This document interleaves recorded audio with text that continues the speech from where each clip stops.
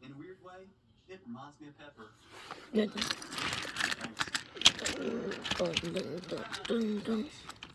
isn't a football trophy. This is for the Argentine tennis. I've been known to. Oh. Thanks. Alright, Edward, let's go.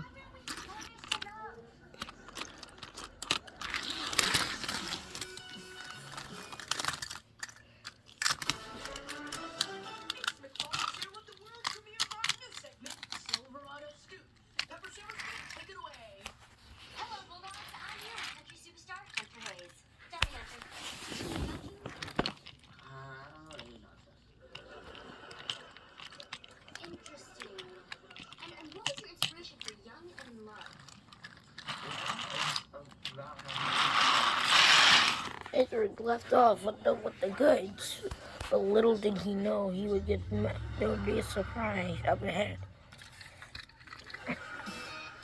On the journey. Meanwhile, a large tank engine was getting a train ready to go, but accidentally picked up the gunpowder cars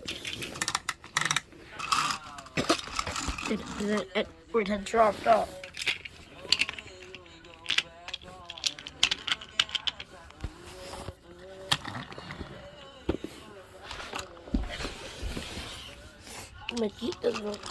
But the large tank engine had no idea about what he was doing, and that this would harm his railway.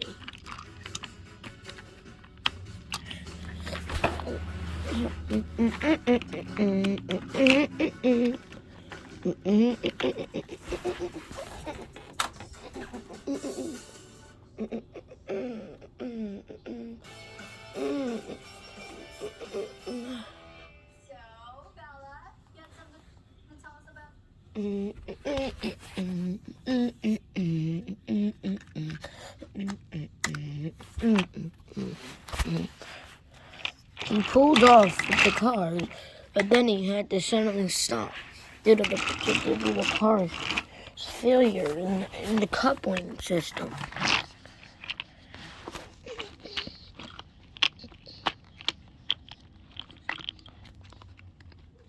So it took about 2 hours to get the coupling system before the little tank engine could pull out.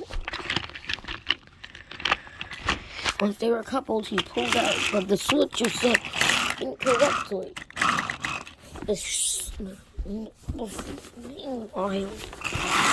Meanwhile, I need to hit the points so that no engines can come.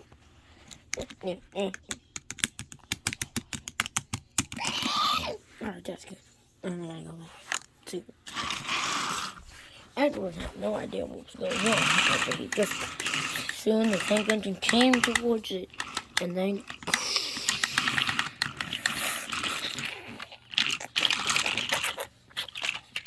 he was running along the side one rail. It was one rail. He was riding on one rail until he hit a giant curve and then derailed. Edward saw this, but he had to keep going. But Edward decided to back up and see what had happened. So he came onto the exact same track as where the little tank engine had derailed. Edward realized that he only had enough strength to pull the cars back on. So Edward did start racing.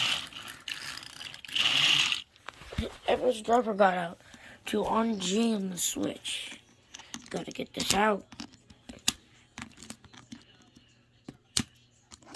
He said as he slowly pushed it out so where the switch was from. But he had to couple. Dun dun dun dun dun dun dun dun dun dun dun dun.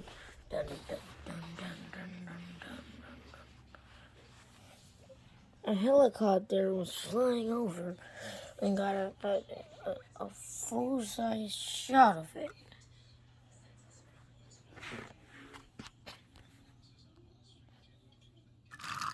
Slowly but surely, Edward pulled back some of the cars onto the track and decided to be nice and shove them into the siding that was right next to the tracks.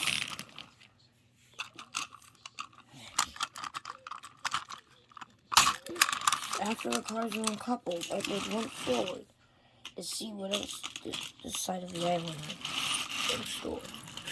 Edward had to pass it the rail and in front of him. Max. He had been waiting there.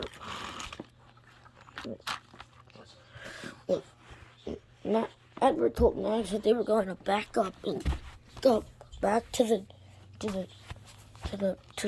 army area, so they could investigate about what's going on. Max said it was a good idea, so they're on the way back. On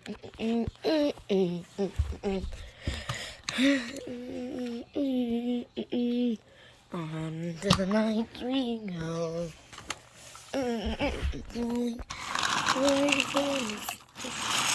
At this point, it was already dark out, so the chances of them not running into danger was at 0%. And there was a 1,000,000 chance of them running into danger. Meanwhile, the little tank engine was not in a good mood as they left him. Seeing they had a large rescue party of engines meant that Max would have to probably sleep outside. And that's what Max did. Max was diverted onto the other track. In order for him to sleep, he'd have to sleep away from Edward, not inside the building. Max was okay with the fact that he didn't get to sleep in the building, the nice warm building. Well, Edward, he got a chance to finally sleep somewhere good, as normally Edward would always have to sleep outside after the war started. As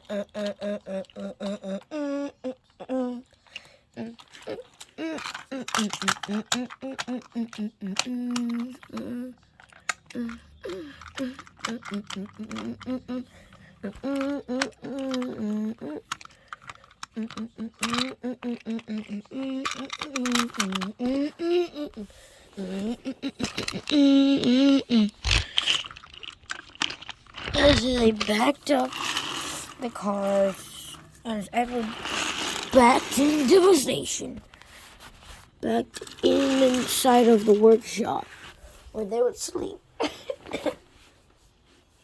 until morning something bad would happen. Dun, dun.